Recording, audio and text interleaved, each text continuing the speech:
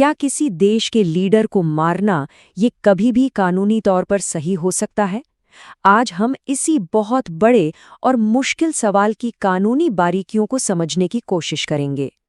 देखिए, ये सिर्फ सही गलत का सवाल नहीं है, ये एक बहुत ही पेचीदा कानूनी सवाल भी है। आखिर इंटरनेशनल लॉ इस बारे में कहता क्या है? और सोचिए, जब कोई देश कहता है कि हमने तो बस अपना बचाव किया, तो फिर वो कौन सी बारीक लाइन है जो एक मिलिट्री एक्शन और एक सीधे सीधे मर्डर के बीच होती है? तो इस मुश्किल टॉपिक को अच्छे से समझने के लिए हम एक हाइपोथेटिकल सिचुएशन लेते हैं।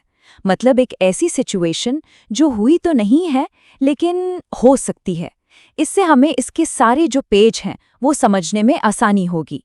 तो चलिए मान लेते हैं कि तारीख है 28 फरवरी 2026।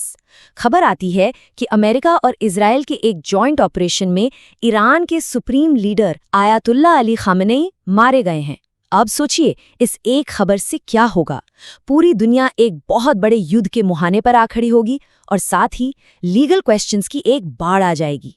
तो सबसे पहला सवाल तो यही उठता है कि क्या इंटरनेशनल लॉ के हिसाब से ऐसा करना लीगल है? क्या इसकी कोई कानूनी वैधता है? चलिए इसी को सबसे पहले देखते हैं।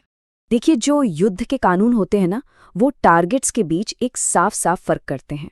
जैसे मिलिट्री कमांडर्स को आप टारगेट कर सकते हैं, वो एक लॉफुल टारगेट है। लेकिन कोई सिविलियन अधिकारी, मान लीजिए हेल्थ मिनिस्टर, जिनका मिलिट्री से कोई लेना देना नहीं है, उनको आप टारगेट नहीं कर सकते। वो एक अनलॉफुल टारगेट माने जाते हैं। और ये जो फर्क है ना, ये बहुत बहुत ज़रूरी है। और यहीं पर खमेने वाला केस ट्रिकी हो जाता है। क्यों? क्योंकि वो एक सिविलियन लीडर तो थे, लेकिन साथ ही वो ईरान की आर्म्ड फोर्सेस के कमांडर इन चीफ भी थे, बिल्कुल वैसे ही जैसे अमेरिका के प्रेसिडेंट होते हैं। तो सवाल ये है कि उन्हें सिविलियन माना जाए या मिलिट्री। ये एक ग्रे एरिया है। वैसे ज्यादातर एक्सपर्ट्स का ये मानना है कि अगर जंग चल रही हो तो जो सिविलियन लीडर सेना को कंट्रोल कर रहा है, उसे एक लॉफुल मिलिट्री टारगेट माना जा सकता है। लेकिन रुकिए, यहाँ एक और बहुत बड़ी लीगल प्रॉब्लम है, और वो है यूएन चार्टर। ये चार्टर बिल्कुल साफ कहता है कि कोई भी देश किसी दूसरे देश की जमीन पर फोर्स का इस्तेमाल नहीं कर सकता। हाँ, इसके 3 एक्सेप्शंस हैं। या तो उस देश की सहमति हो, या यूएन सिक्योरिटी काउंसिल ने परमिशन दी हो, या फिर आप सेल्फ डिफेंस में ऐसा कर रहे हों।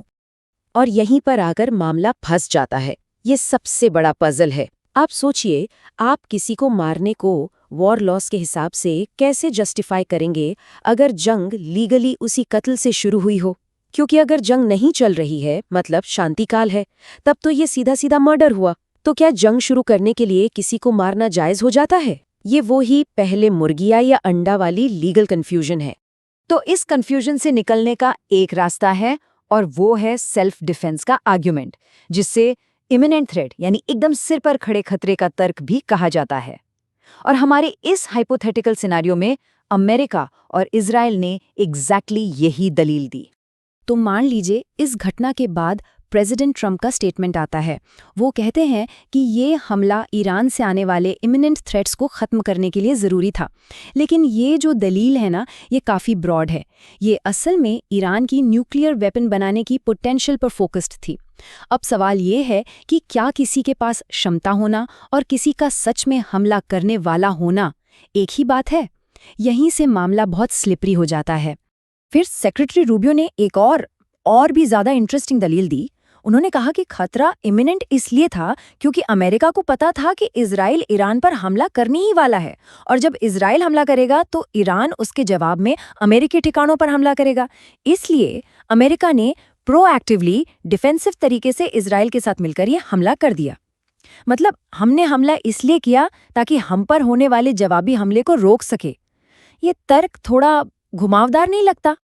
अच्छा, तो कहानी सिर्फ इंटरनेशनल लॉ पर खत्म नहीं होती। हमें अमेरिका के अपने घरेलू कानून यानी डोमेस्टिक लॉज को भी देखना पड़ेगा। देखिए, अमेरिकन कॉन्स्टिट्यूशन के हिसाब से जंग का ऐलान करने की पावर प्रेसिडेंट के पास नहीं बल्कि कांग्रेस के पास है। लेकिन प्रेसिडेंट और कांग्रेस के बीच पावर की एक खींचतान तो सदियों से चली आ रही है। 1973 में इसे बैलेंस करने के लिए एक वॉर पावर्स रेजोल्यूशन लाया गया था, पर इस पर बहस आज तक चलती है।